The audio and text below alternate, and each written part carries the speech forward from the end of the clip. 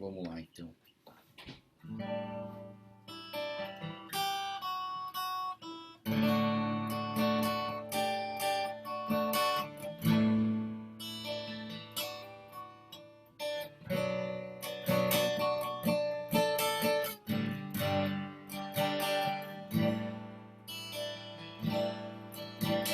Luz do mundo, vieste à terra pra que eu pudesse te ver.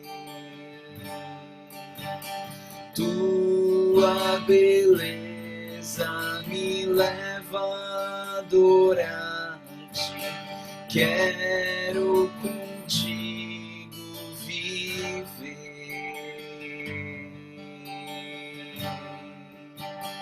Vim para adorar-te, vim para prostrar-me, vim para dizer que és meu Deus. És totalmente amável, totalmente digno, tão maravilhoso para mim. Eterno Rei, exaltado nas alturas, glorioso no céu. Humilde vieste à terra que criaste, por amor pobre se fez.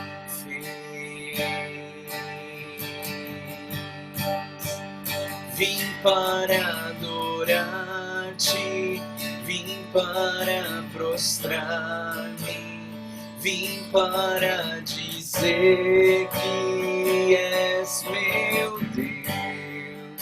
És totalmente amável, totalmente digno, tão maravilhoso para mim.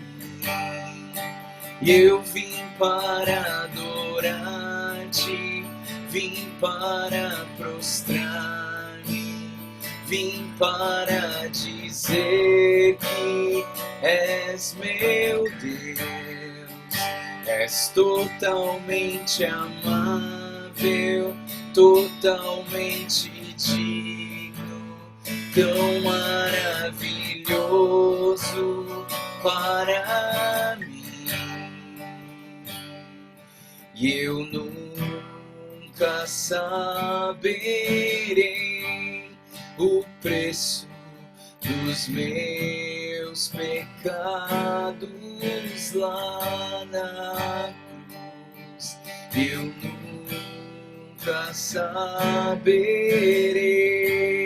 o preço dos meus pecados lá na cruz. Vim para adorar-te, vim para prostrar-me, vim para dizer que és meu Deus. És totalmente amável, totalmente digno, tão maravilhoso para mim.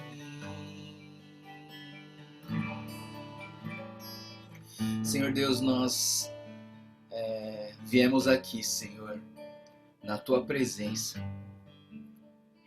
para adorar a Ti, Senhor, para declarar o nosso amor a Ti, para declarar o quanto que nós somos pecadores, Senhor, e quanto nós precisamos da Tua graça, do Teu perdão, das Tuas misericórdias.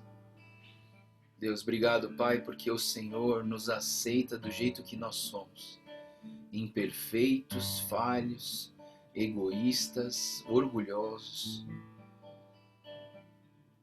Perdoa, Senhor, as nossas vidas, perdoa as nossas falhas. Nos ajuda, Senhor, a reconhecer o pecado em nós, para que possamos nos prostrar diante da Tua presença, nos prostrar diante de um Deus eterno e maravilhoso, que se fez pobre para que nós nos tornássemos ricos, que veio a esse mundo para ser luz em meio às trevas. Faz brilhar a Tua luz em nós, Deus. Fala, Deus, aos nossos corações, através da Tua palavra, Pai. Que ao olhar, Senhor, esse povo rebelde que não Te obedecia e Te abandonava toda hora, Deus, que nós possamos aprender e entender em nossas vidas, Senhor, que nós precisamos de Ti e que nós queremos mais de Ti e que sem Ti nós não somos nada, Pai. Fala conosco na Tua palavra de hoje, Senhor, é o que nós Te pedimos e oramos em nome de Jesus. Amém.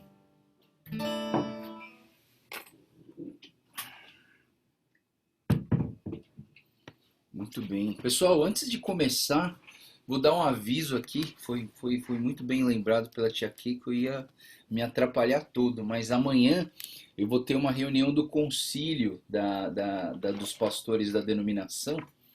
Vai acontecer das 9 às 11, né? E aí vai pegar bem o horário da nossa devocional. Então amanhã, vocês vão me perdoar, mas amanhã não tem devocional. A gente volta só na segunda-feira, tá? Mas eu tenho uma novidade boa para vocês, uma novidade muito boa. Esse domingo a gente vai experimentar uma inovação na nossa igreja. A gente vai fazer uma coisa que a gente está chamando de sala de oração.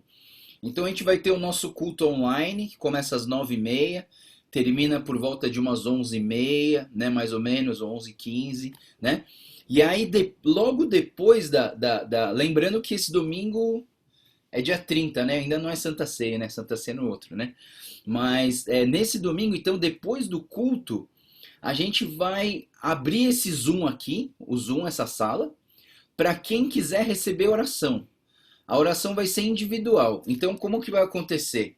As pessoas, elas entram no Zoom e elas vão ficar dentro da sala aqui, né? Você pode ficar com a câmera desligada se você quiser, né? Mas aí o que acontece? A gente vai administrar o Zoom em salas. Aqui dentro a gente consegue fazer várias salas. E vai ter 2 salas de oração. E nessa sala de oração, se você quiser receber uma oração, então vai ter sempre um homem e uma mulher. E a gente vai orar pela vida de vocês. Para quem quiser, lógico. Não é obrigatório. Para quem quiser receber uma oração ou para quem quiser pedir uma oração, né? Eu só vou lembrar que não é para conversar. A gente não vai... então eu queria contar a minha vida, né? Quando meu avô nasceu... Não. Não é para contar a tua vida, não é para bater papo que o culto foi legal, que a palavra foi emocionante. Não. É para pedir oração. Então, assim, vai ser uma sala de oração.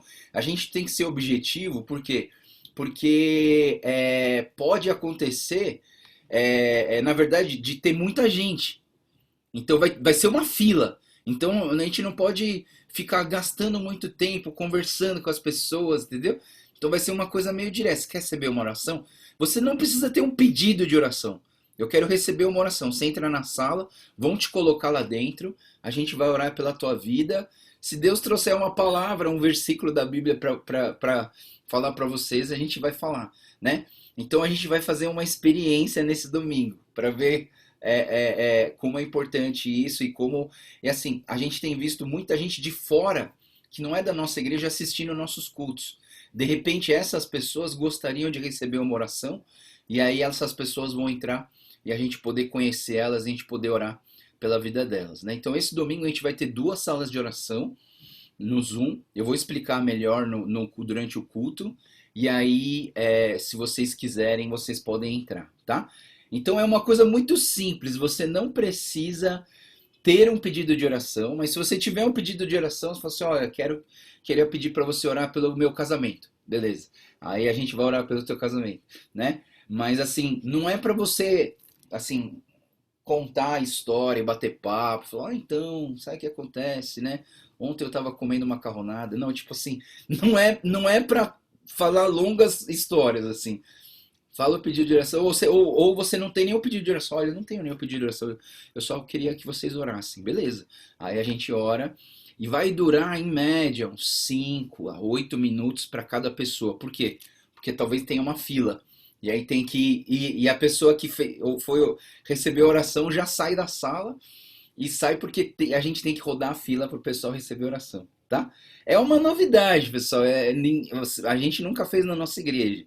Eu estou fazendo isso no Rice com os jovens e tem sido muito bom mesmo, né? E eu tenho algumas outras igrejas que eu tenho conversado que têm feito essa sala de oração e tem sido bom. Então a gente vai testar esse domingo, tá, pessoal? É uma inovação. Vamos ver se vai dar certo, né? Mas eu espero que seja alguma coisa bem legal. Vamos lá, a gente tá em Jeremias capítulo 40, 41 e 42 hoje, né? Só para lembrar, a gente fez até o 36 na sexta-feira, e do 36 até o 38 vai falar sobre as perseguições de Jeremias, né? Então Jeremias, ele sofre várias perseguições, né? Então no 37, o Zedequias manda o Jeremias para prisão. No 38, o Jeremias, ele apanha, depois ele é jogado numa cisterna seca. Para quem não sabe o que é uma cisterna, a cisterna é um buraco que as pessoas faziam para armazenar água, né? Então não era um poço, porque não tinha fonte de água lá dentro. Era um buraco grande para armazenar água para eles beberem. Então o Jeremias foi jogado dentro de uma cisterna seca como castigo, porque ele estava falando a verdade. Isso que é o pior, né, pessoal? Ele recebia o castigo por estar alertando as pessoas que elas estavam no caminho errado e que se elas continuassem elas iam acabar morrendo e sendo duramente castigadas.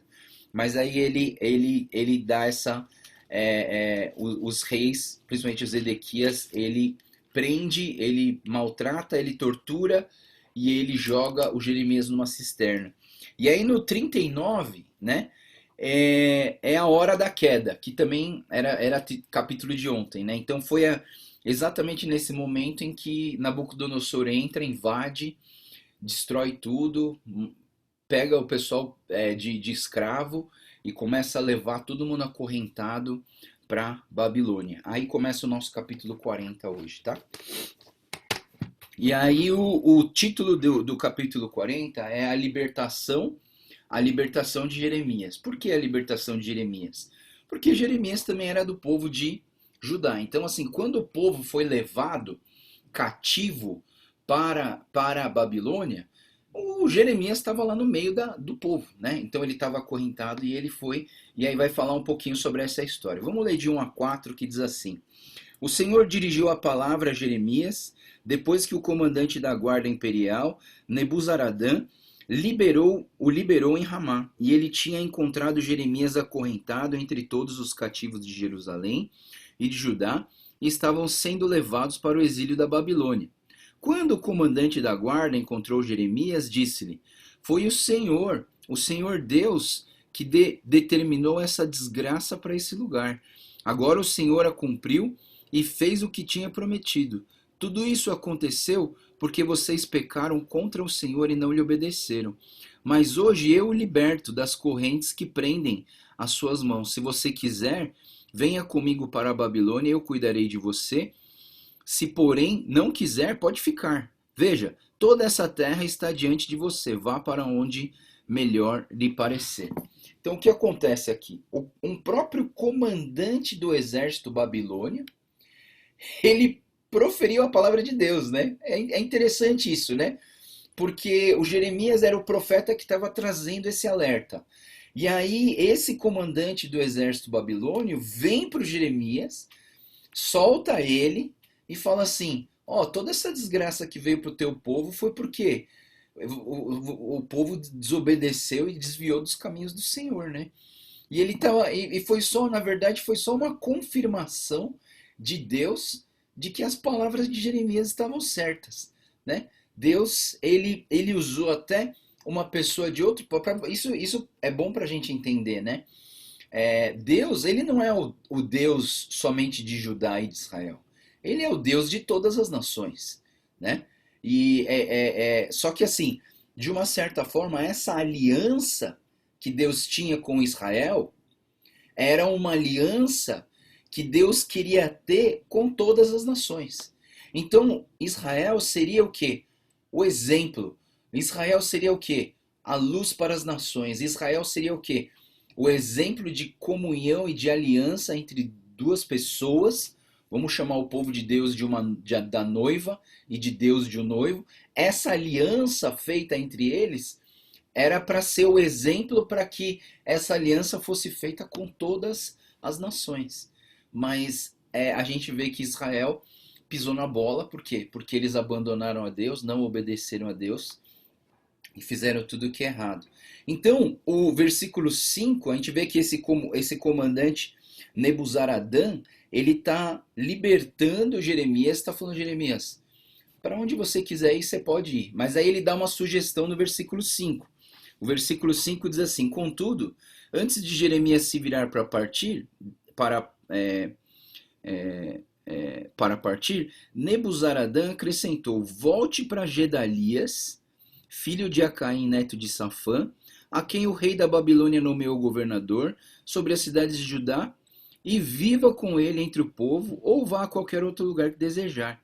Então o comandante lhe deu provisões e um presente, e deixou partir, e Jeremias foi a Gedalias, filho de Acaim, em Mispá, permaneceu com ele entre o povo que foi deixado na terra de Judá. Então aqui aparece esse nome, o Gedalias. O Gedalias era um camarada que foi ordenado pelo rei da Babilônia, Nabucodonosor, para governar aquela terra destruída de Judá, né? Porque sobrou um pessoal lá, sobrou um pedaço do povo que ele não quis levar, ele só levou os melhores lá como cativos para a Babilônia e deixou um pedaço, o resto das pessoas ali em Judá toda destruída, e colocou o Gedalias para governar aquele lugar, e o comandante deu essa opção para o Jeremias: Jeremias, se você quiser, eu aconselho você voltar para a tua terra e ficar debaixo do Gedalias, que ele vai cuidar de você.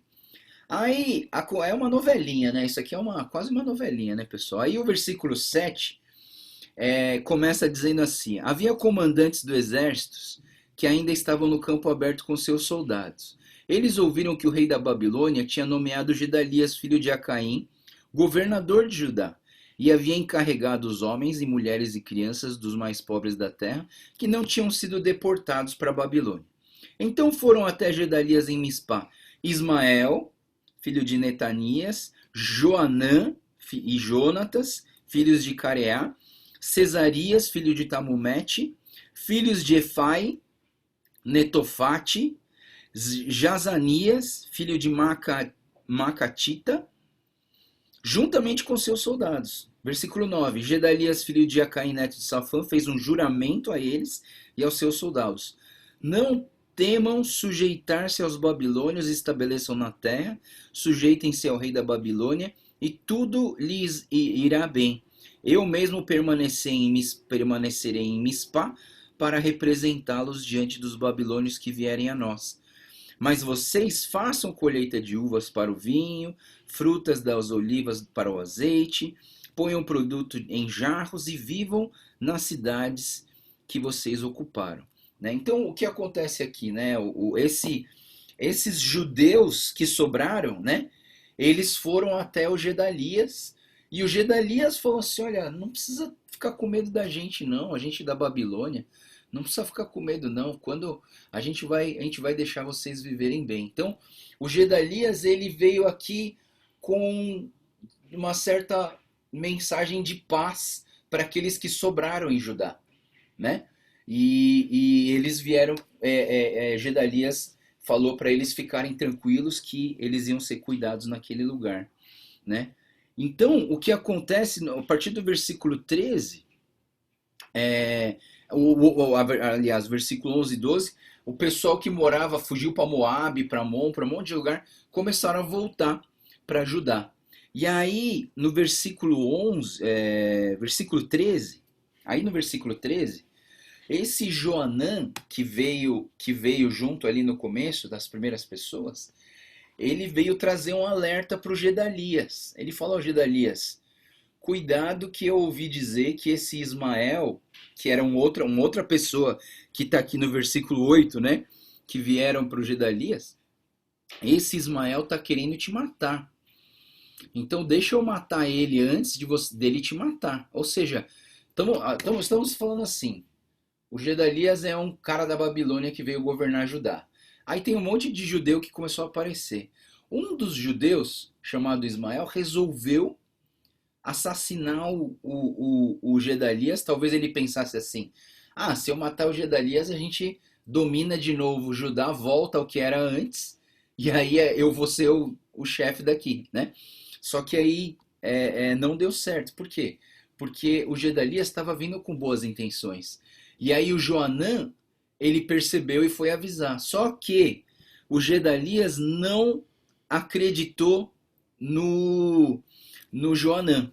Então, versículo 15 diz assim: então Joanã de Careá disse em particular para Gedalias: e agora matarei Ismael, e ninguém ficará sabendo disso, porque deveria ele fazer o que os judeus se uniram, e vocês sejam espalhados, o remanescente de Judá seja destruído.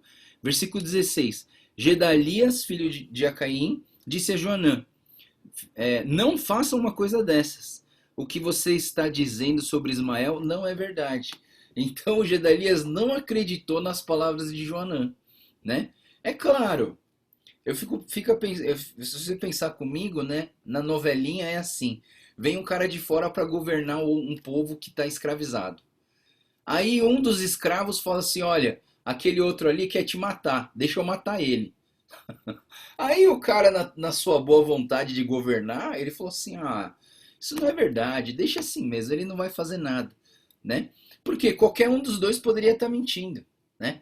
E o Gedalias, eu acho que ele teve essa posição de não ouvir o Joanã, que estava dizendo a verdade, e ficar nessa dúvida e não acreditar que o Ismael iria fazer uma aberração dessa, uma atrocidade dessa. Mas aí começa o capítulo 41, né? Eu só queria, antes de entrar no 41, eu queria, olhando para a vida do Jeremias, né, que aqui no capítulo 40 ele é libertado, eu queria fazer algumas reflexões com vocês em cima do Jeremias, né? O Jeremias, ele foi perseguido, o Jeremias, ele foi colocado em prisões, o Jeremias foi torturado, amarraram o Jeremias num poste de madeira do templo e chicotearam ele. O Jeremias foi jogado na cisterna seca, sem comida, sem bebida, né? E aí eu digo para vocês assim: puxa vida, né? Mas ele não era um homem de Deus? Mas ele não era uma pessoa que seguia os caminhos do Senhor? Ontem mesmo, as minhas filhas começaram a me perguntar: mas pai, se Deus é tão bom, por que as pessoas passam por dificuldade? Né? É complicado conversar com as crianças sobre isso, né? Mas tem que conversar, tem que conversar. E elas começaram a falar: ah, pai, se Deus sabia que o homem ia pecar, por que ele não tirou aquela árvore de lá? Elas estão começando a fazer um raciocínio assim de: pô, mas por que, né, a gente chegou a estar nessa situação de calamidade humana, né? E elas estão começando a pensar nisso. E eu penso o seguinte, sabe, pessoal, que a vida cristã não é fácil, né? Eu acho que quem aceitou Jesus no coração achando que a vida cristã ia ser um mar de rosas e que nunca mais ia faltar dinheiro e você nunca mais ia ficar doente, começa a se enganar, né? Então, assim, dentro da vida cristã, a gente tem vários bons motivos para viver essa vida.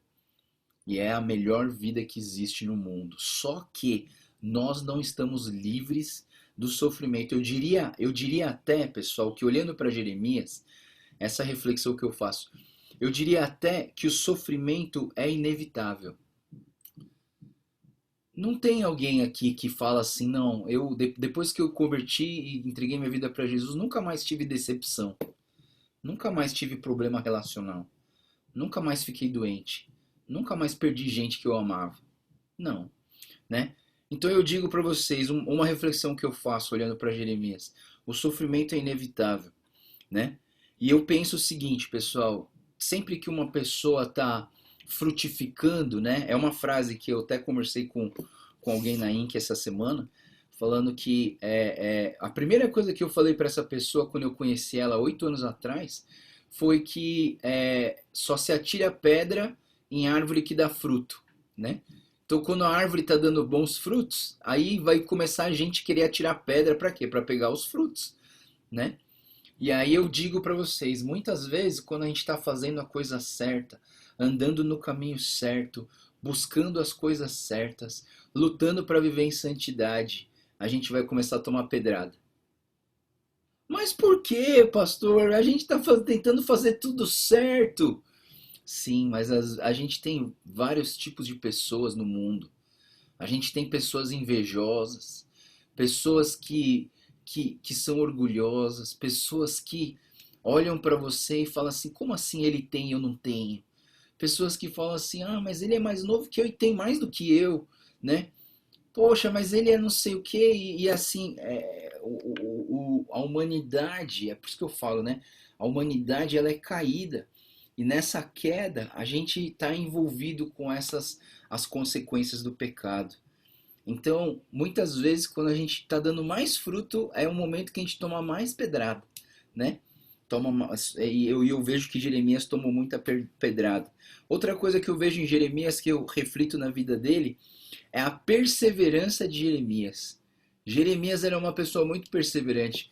Ele tinha aquela palavra de Deus, aí ele falava para o rei batia nele, aí o rei chegava para ele assim: e aí, Jeremias, mudou de ideia? Eu não posso mudar de ideia. É a palavra que Deus deu para mim. E aí ele ia lá, apanhava de novo. Aí chegavam para ele e diziam: e aí, Jeremias? Vai mudar de ideia ou não? Eu não posso mudar de ideia, porque é a palavra de Deus que veio a mim. Sabe, pessoal, eu queria dizer para vocês que a vida cristã, ela é assim. Existe assim, para você ser bem-sucedido na vida cristã, você precisa ser perseverante nas suas convicções. Jeremias é a prova de que é possível um ser humano normal, não é porque ele era profeta, não é porque ele tinha superpoderes, não é porque ele era alguém assim extraordinariamente meta-humano, não. Ele era uma pessoa normal igual você e eu. Mas uma coisa que ele faz e que muitas vezes a gente não tem conseguido é perseverar na busca pela santidade, humildade, retidão, obediência ao Senhor, amor ao próximo. Porque muitas vezes a gente cai no sistema. Ah, mas todo mundo faz, né? Já ouviu essa frase? Ah, mas todo mundo faz, né? Mas não é porque todo mundo faz que você tem que fazer, né? Então, assim, a gente vê que Jeremias ele tinha uma perseverança muito forte. Outra coisa que eu percebo, que eu reflito na vida de Jeremias, é assim, é em relação ao povo desobediente. Não ouça só aquilo que você quer ouvir. Isso é uma reflexão muito importante. Não ouça só aquilo que você quer. Ah, não, eu não vou mais ouvir o pastor Joel, não. Porque toda vez que ele fala, parece que está me atacando. Toda vez que ele fala, parece que ele vasculhou minha vida no Facebook e aí ele está apontando meus erros. Pessoal, eu não vasculho o Facebook de ninguém, tá? O que tem sido falado é porque veio de Deus, né? Uma pessoa que eu conversei uma semana atrás, ele falou assim: nossa, pastor, parece que você bisbilhotou minha vida e quando você pregou domingo, você estava falando de mim. Como que você sabe dessas coisas? Eu não sei, cara. Eu não pesquisei a tua vida. Mas assim, eu penso, sabe, que às vezes eu já vi pessoas como essa, já tive casos como esse, de pessoas que você vai trazer uma direção, vai falar assim: ó, não faz assim que não tá certo. Ou você vai repreender e falar assim: olha, para de fazer isso e começa a fazer isso. Ou deixa um pouquinho esse trabalho que você está fazendo e faz esse outro trabalho aqui. E aí a pessoa fica brava. Aí a pessoa não quer ouvir. Aí ela fala assim: vou mudar de igreja, porque esse pastor aqui não é bom. Eu já vi, eu já vi. E eu tenho certeza que eu ainda vou ver muita gente falar isso. E fala assim: olha, esse pastor aí não é bom, não. Ele só fica falando que eu tenho pecado, só fica falando que eu tô errado, que se eu não obedecer eu vou pro inferno, né? Não quero ouvir isso, não.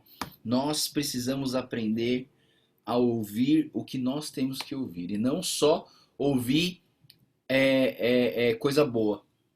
E aí eu penso, sabe, pessoal, eu fico muito chateado com gente que vem me perguntar se eu vou pregar domingo, né? Ah, se não for você, então eu não vou assistir, né? Eu tenho vontade às vezes de falar assim: poxa, então vai procurar uma outra igreja que tem um pastor que é bom e que só ele pregue e você ouve só a pregação de um. Se bem que hoje na internet tá assim, né? Você só ouve o que você quer, não é? Você escolhe. Hoje eu vou assistir esse, hoje eu vou assistir aquele. Mas nós não temos que criar aí na igreja uma comunidade de cristão consumista. Uma comunidade de cristão que só quer ouvir o que quer ouvir. Nós precisamos aprender a ouvir aquilo que aquilo que a gente não quer ouvir também. Ah, mas não é meu estilo. Ah, mas eu não gosto desse estilinho dele, de ele tá lendo, que ele tá pregando. Ah, eu não gosto disso. Só, a gente não ouve só o que a gente quer ouvir. A gente precisa ter esse coração sedento do Senhor para ouvir a voz de Deus. Acho que ouvir a voz de Deus depende mais do seu coração do que do coração da pessoa que está pregando. Porque se você não está com o coração aberto, como que Deus vai falar? Sabe, quando eu vou ouvir uma pregação de uma pessoa que nunca pregou, de uma pessoa que, sabe, não tem experiência nenhuma em pregação, ela nem sabe direito, nem estudou teologia, vai pregar. Quando essas pessoas vão pregar, sabe o que eu faço? Eu presto mais atenção possível para tirar alguma coisa, alguma água da pedra. Entende o que eu tô falando? Alguma água da pedra. E olha, eu não me lembro de um dia que eu não fiz isso, que eu fiz isso e que eu não recebi uma palavra do Senhor, né? Então, assim, é muito da nossa parte em querer ouvir, mesmo coisas que a gente não gostaria de ouvir, ou de pessoas que a gente não gostaria de ouvir, a gente precisa ter esse coração aberto. E última reflexão que eu trago aí de que eu estava fazendo de Jeremias, é que ainda dá tempo de se arrepender, pessoal. Ainda dá tempo de se arrepender. Então Jeremias, ele está falando: pessoal, se arrependam, voltem para o caminho do Senhor. Se arrependam, voltem para o caminho do Senhor. Se arrependam, voltem. E o pessoal não obedece, não faz a vontade de Deus, né? Mas eu quero dizer para vocês, enquanto Jesus ainda não voltou e a gente não tem o dia do juízo, você ainda tem chance de voltar para os caminhos do Senhor. Não perca a tua oportunidade, porque uma hora ela vai passar e você não vai ter mais a oportunidade de voltar para os caminhos do Senhor, né? Então tenha esse cuidado da sua vida. Capítulo 41, então, o Ismael dá um golpe, né? O Ismael dá um golpe ali, ele vai até o Gedalias, ele vai todo bonzinho, eles comiam junto, mas aí versículo 2: Ismael e os 10 homens que estavam com ele se levantaram, feriram a espada Gedalias, matando aquele que o rei da Babilônia tinha nomeado governador de Judá. Ismael também matou todos os judeus que estavam com Gedalias em Mispá, bem como os soldados babilônios que ali estavam. No dia seguinte, o assassinato de Gedalias, antes que alguém soubesse, 80 homens que haviam raspado a barba e rasgado suas roupas e feito cortes no corpo, vieram de Siquém, de Siló, de Samaria, trazendo ofertas de cereal e incenso para oferecer no templo do Senhor. Ismael saiu a Mispá para encontrá-los, chorando enquanto caminhava, e quando os encontrou, disse: venham até onde se encontra Gedalias. Quando entraram na cidade, Ismael e os homens que estavam com ele mataram e os atiraram numa cisterna. Mas 10 deles disseram a Ismael: Não nos mate, temos trigo, cevada, azeite e mel escondidos num campo. Então ele deixou em paz e não os matou como os demais. A cisterna da qual ele jogou os corpos dos homens que havia matado juntamente com Gedalias tinha sido cavada pelo rei Asa, para defender-se de Baasa, rei de Israel. E Ismael, filho de Netanias, encheu-as com os mortos.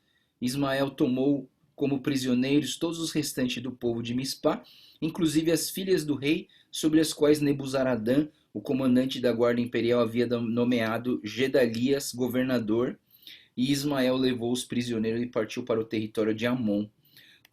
Então até aqui a gente vê o que? O golpe de Ismael. Ismael ele deu uma de bonzinho, foi lá e matou Gedalias, matou todo mundo, matou até os outros judeus que estavam voltando para Judá, para viver lá, né, nesse período, e ele mata todos. Versículo 11, então, Joanã souberam do crime de Ismael. Versículo 12, convocaram todos os seus soldados para lutar contra ele. Eles o alcançaram perto do grande açude de Gibeon. Quando todo o povo de Ismael tinha levado como prisioneiro, viu Joanã, filho de Careá, os comandantes do exército estavam com ele, alegrou-se. Todo o povo de Ismael tinha levado como prisioneiro de Mispá. Se voltou e passou para o lado de Joanã, filho de Careá. Mas Ismael, filho de Netanias, e 8 dos seus homens escaparam de Joanã e fugiram para o território de Amon. Versículo 16, então Joanã, filho de Careá, todos os comandantes do exército que com ele estavam, levaram todos os que tinham resgatado de Mispá, os quais tinha resgatado de Ismael, filho de Netanias. Depois que ele havia assassinado Gedalias, os soldados, as mulheres e as crianças oficiais do palácio real que ele tinha trazido de Gibeon, Quimã, perto de Belém, a caminho do Egito, queriam escapar dos babilônios, estavam com medo porque Ismael tinha matado Gedalias, filho de Acaim, rei da Babilônia, a quem o rei da Babilônia nomeou governador, né? Então, assim, a gente vê que o Ismael, como ele matou o Gedalias, então ele estava com medo do exército babilônio, lógico, né? Se ele matou o comandante do exército do povo que está dominando toda a terra, né? Então ele com certeza ia ser perseguido. Aí vem o capítulo 42, né? Que diz assim: então todos os líderes do exército, inclusive Joanã, filho de Careá, Jezanias, filho de Rosaías, e todo o povo, desde o menor até o maior, aproximaram-se do profeta Jeremias e disseram: por favor, ouça a nossa petição e ore ao Senhor, ao seu Deus, por nós em favor de todo esse remanescente. Pois como você vê, embora fôssemos muitos, agora só restam poucos de nós. Ore rogando ao Senhor e ao seu Deus que nos diga para onde devemos ir e o que devemos fazer. Né? Então, assim, até aqui eu queria que a gente pensasse uma coisa muito importante. Nós precisamos aprender a pedir oração para os outros. Né? Eu acho que isso vem a calhar com o que eu estou falando para vocês da sala de oração da nossa igreja. Né? A gente quer criar um lugar e um ambiente na nossa igreja que a oração seja algo comum uns para com os outros, né? Então, eu queria dizer para vocês que é importante a gente compartilhar os pedidos de oração. Toda vez que a gente vai numa INC, a gente tem aquele momento, falando, então vamos fazer uma rodada de pedido de oração. E aí todo mundo faz um pedido de oração. Mas eu queria mostrar para vocês quanto que isso é importante. Abra sua Bíblia em Mateus capítulo 18. Mateus capítulo 18, versículo 19 e 20. Mateus 18, 19 e 20. Ele diz assim: também lhes digo que se 2 de vocês concordarem na terra em qualquer assunto sobre o qual pedirem, isso lhes será feito pelo meu Pai que estás nos céus. Pois onde se reunirem 2 ou 3 em meu nome, ali eu estou no meio deles. Então, assim, olha só que importante. A gente está vendo aqui que o capítulo 18, Ele fala sobre o maior no reino dos céus, ele fala que nós precisamos ser como crianças, ele fala sobre a ovelha perdida, que Deus vai até aquele que está perdido e busca e resgata aquele que está perdido, e depois ele fala sobre como tratar os irmãos na hora da ofensa, na hora da dificuldade, e aí ele vem com essa palavra do versículo 19.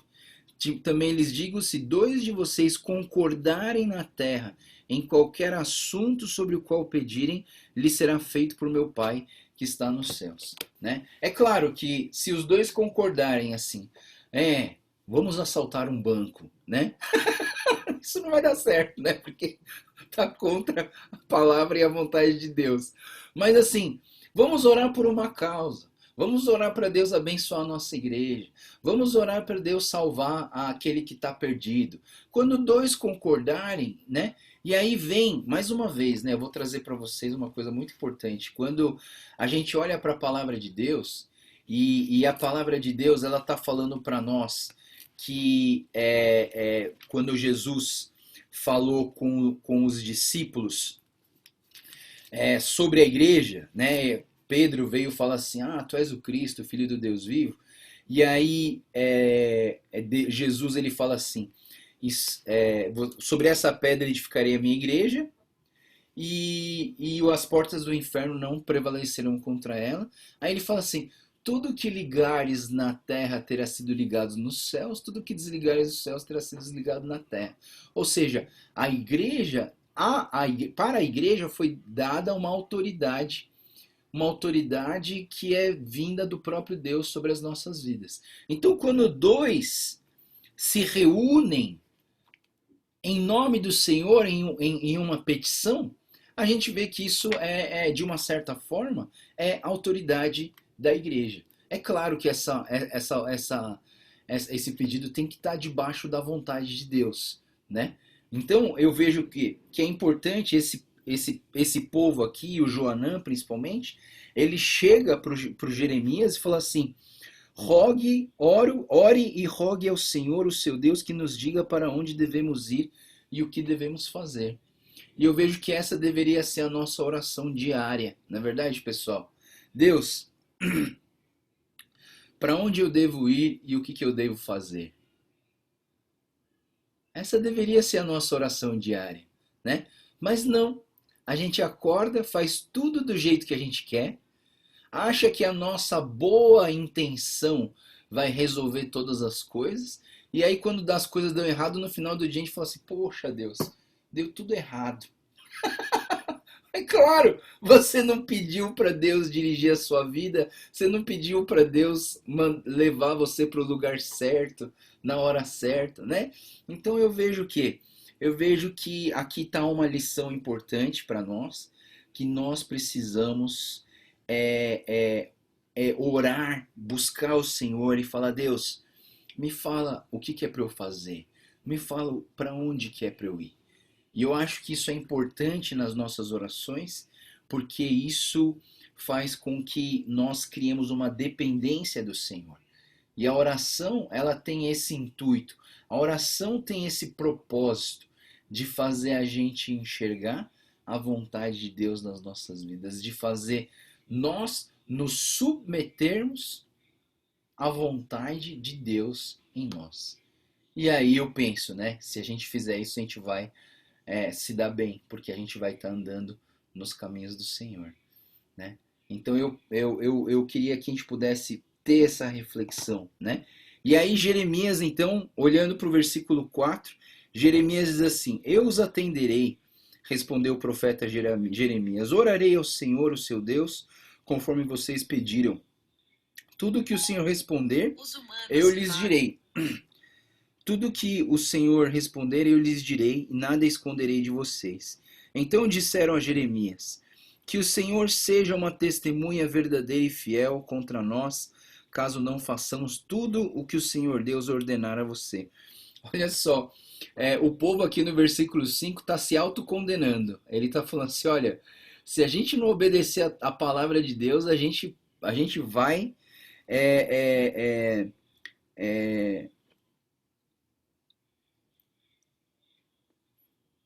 calma aí, ele diz assim: o Senhor seja uma testemunha verdadeira contra nós, seja uma testemunha verdadeira contra nós, caso não façamos tudo aquilo que o Senhor, o nosso Deus, disser. Então, assim, eles mesmos se autossentenciaram, e assim, é um compromisso, né? Eles fizeram um compromisso com Deus, e eles, no final a gente vai ver que eles não obedecem de verdade, né? Então, a partir do versículo 7, e aqui eu achei uma coisa muito interessante também, porque o Jeremias falou assim: ó, eu vou orar por essa causa, e aí o versículo 7 diz assim: 10 dias depois o Senhor dirigiu a palavra. Ou seja, demorou quanto tempo para Jeremias ouvir a voz de Deus? Foi imediato? Não. Foi na hora? Não. Foi na hora que o povo queria? Não. Né? Nós somos pessoas muito imediatistas, né? A gente quer perguntar para Deus e Deus tem que responder na hora que a gente quer. Não, Deus, responde agora, eu quero a resposta agora, né? Só que a gente tem que saber esperar, né? Você pediu uma oração? Pedi. Mas e aí, Deus? E agora? Cadê minha resposta? Né? Então a gente precisa saber esperar. Então esses 10 dias foi interessante a gente entender que Jeremias falou assim: eu vou interceder por vocês, mas vocês precisam confiar que a palavra de Deus vai vir. E aí, a partir do versículo 9, a gente vê que vem sim a palavra do Senhor, né? O versículo 9 diz: assim diz o Senhor Deus de Israel, a quem vocês me enviaram para apresentar petição a vocês. Versículo 10: se vocês permanecerem nessa terra, eu os edificarei, não os destruirei, eu os plantarei, não os arrancarei, pois muito me pesa a desgraça que eu trouxe sobre vocês. Então, a primeira coisa que a palavra de Deus trouxe para esse remanescente é o seguinte: permaneçam na terra. E eu acho interessante a gente ver isso, né? Porque eu conheço muitas pessoas que são nômades de igreja, né? Uma hora está numa igreja, outra hora está na outra igreja, outra hora está na outra igreja. Às vezes está em 2 igrejas ao mesmo tempo, 3 igrejas ao mesmo tempo, né?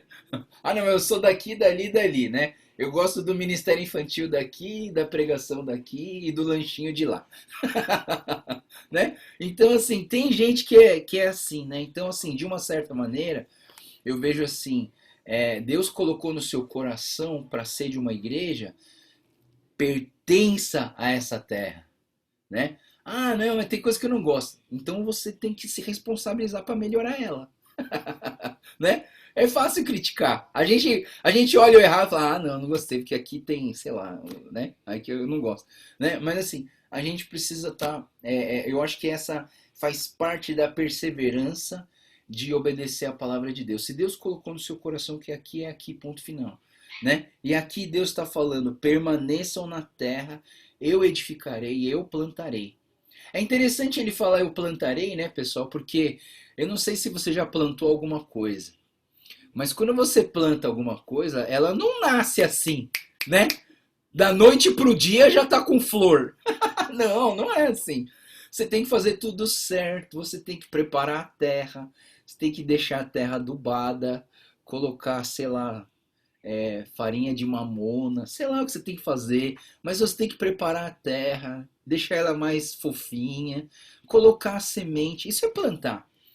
E não nasce do dia para a noite. Você tem que colocar no lugar certo, regar, cuidar, todo dia um pouquinho dar uma olhada, né? E aí nasce um negocinho bem pequenininho assim.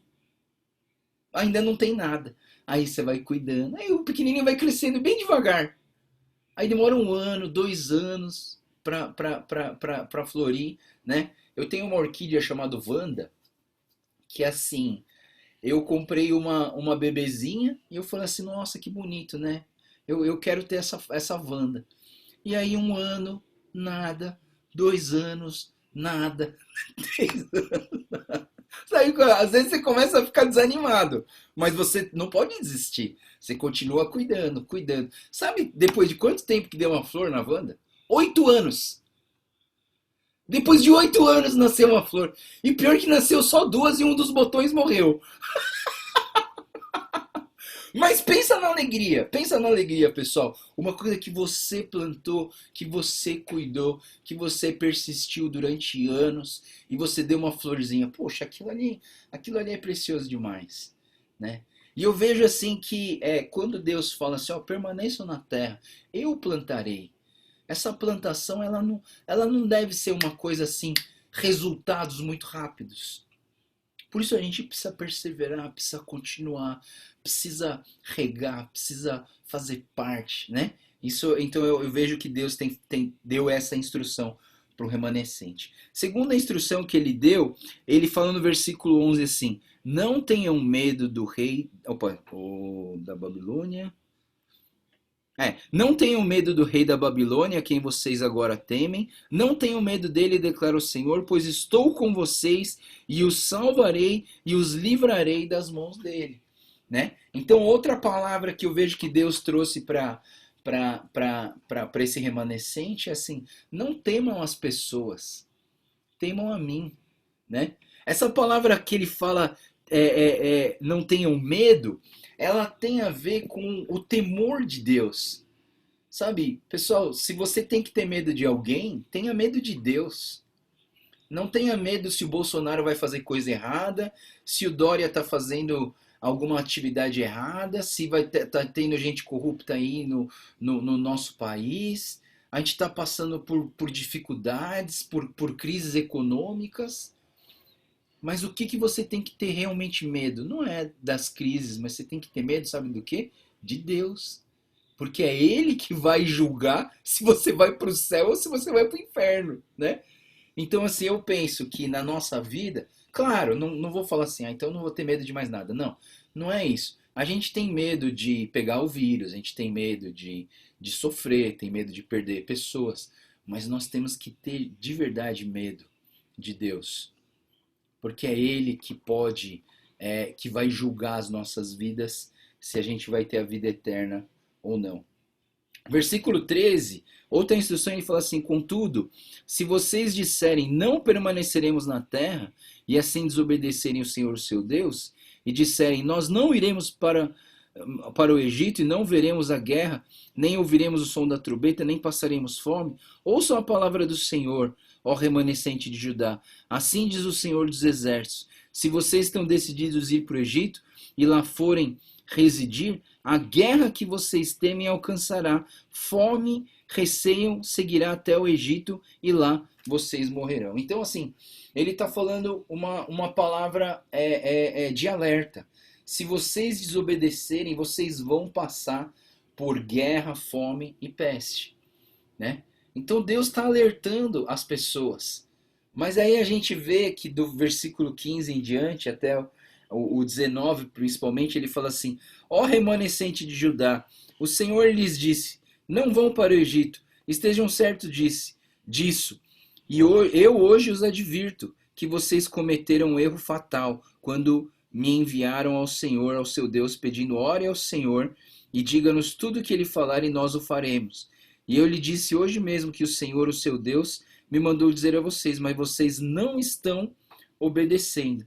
Agora, porém, estejam certos de que vocês morrerão pela guerra, fome e pela peste em lugar que vocês desejaram residir, né? Então, assim, o que acontece é que esse remanescente, eles pediram oração, eles falaram: ó, Jeremias, ora aí, o que Deus falar a gente vai obedecer, e se a gente não obedecer, você pode ser testemunha contra nós. E aí o povo, olhando para a situação, né? Pensa comigo, né? Eu acho que o povo... Eu vou dar uma certa razão carnal ao povo de Judá. Você olha para a terra de Judá, toda destruída, o templo queimado. Não tem nada produzindo lá, todo mundo está em dificuldade.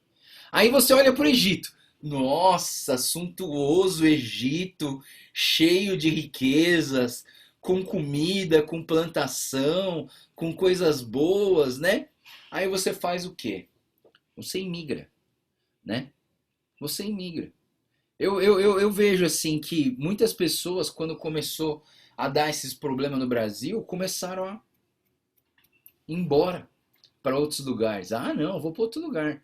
Não sei se Deus colocou no coração deles, tudo bem. Mas eu fico pensando, tô pensando numa situação hipotética. Deus falou para você ficar aqui. Ah, mas aqui está em crise, tem países que estão melhores, né? Vou para Nova Zelândia está melhor, né? Não, Deus fala, fica aqui. Eu vou estar com vocês. Eu vou cuidar de vocês. Eu plantarei, não é verdade? Eu acabei de falar, né? Quando a gente planta, o resultado não vem muito rápido, né? A gente tem que cuidar, tem que regar, tem todo um processo. Deus está falando, eu plantarei. E aí o povo não, o povo queria comida logo, né? Então você prefere, né, fazer uma, vou trazer uma ilustração meio boba, mas assim, é que eu tenho feito muito isso esses dias aqui em casa e as meninas adoram. Batata gratinada, né? Eu aprendi a fazer batata gratinada, pessoal, é muito gostoso, né? Aí tal, você corta a batata, cozinha, tal, demora, né? Existe aqui a gente compra também a batata frita para colocar no air fryer. Fica pronto em 3 minutos. Então você compara uma batata gratinada com uma batata frita no air fryer. Em 5 minutos você tem a batata pronta. Em 5 minutos. Agora, a batata gratinada, hoje elas preferem, minhas filhas falam, não, pai, nada se compara à batata gratinada, né? Quer batata frita ou batata gratinada? A gente quer batata gratinada, né? Então o resultado é outro. O resultado é outro. E às vezes a gente pensa com a nossa mente imediatista. Eu quero uma resposta rápido. Aí você pensa, você quer o melhor ou você quer o mais rápido? Eu acho que a gente precisa se perguntar isso. Você quer o melhor ou você quer o mais rápido? Ah, eu quero o mais rápido. Bom, tá bom. Então come esse plástico aí. Você entende o que eu falo, pessoal? Muitas vezes a gente não tem paciência para esperar e para fazer a vontade de Deus nas nossas vidas. Nós queremos a coisa rápido. Nós não queremos mais fazer uma macarronada bonita e cheia de ingredientes. A gente quer um miojo que fica pronto em 3 minutos, é só ferver água e jogar dentro. E eu vejo que muitas vezes a gente acaba não recebendo o melhor porque a gente preferiu receber o rápido. E às vezes o rápido é prejudicial para a sua vida. Por isso que eu acho que Deus quer ensinar a gente a ser mais paciente. Olhando para essa história, eu tenho aprendido isso. Joel, você precisa ser mais paciente. Não precisa ir tão rápido. Não precisa ir tão rápido, né? Vai devagar, vai na sua velocidade. Eu sei que tem fase na nossa vida que é cheio de coisa para fazer e tem que correr, né? Tem época na nossa vida que é assim, mas nem sempre é assim, nem sempre. Nós podemos ir mais devagar também, ter mais paciência, né? É uma lição que eu deixo para vocês refletirem e que para mim foi muito importante pensar nisso também. Muito bem, pessoal, acabamos o capítulo 42 e mais uma vez vou alertar vocês e avisar vocês. Amanhã, infelizmente, eu vou ter reunião do concílio a partir das 9 horas da manhã, a manhã inteira, e aí eu não vou conseguir fazer a devocional de amanhã, tá bom? Então a gente volta a nossa devocional na segunda-feira. Amanhã. Eu ia falar que vocês ficam livres de mim, mas eu acho que vocês gostam de mim, vocês não iam querer ficar livre de mim. Aliás, ninguém obriga vocês a vir pra cá.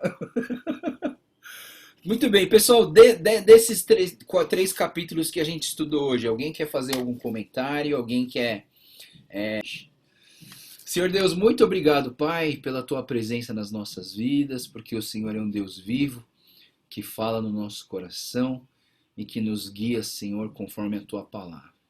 Te agradecemos mais uma vez, Senhor, pela tua palavra que nos faz endireitar os nossos caminhos, pensar da maneira correta, segundo a tua vontade e teu coração. Abençoa, Deus, as nossas vidas, para que nós sejamos obedientes e nós estejamos sempre conectados com o Senhor, assim como o ramo é conectado com a videira verdadeira, Pai, para dar bons frutos. Te agradecemos por essa palavra de hoje e que o Senhor continue guiando os nossos passos. Oramos tudo isso em nome do Senhor Jesus. Amém. Amém, pessoal. Deus abençoe. A gente se vê no domingo, então, no culto, tá bom?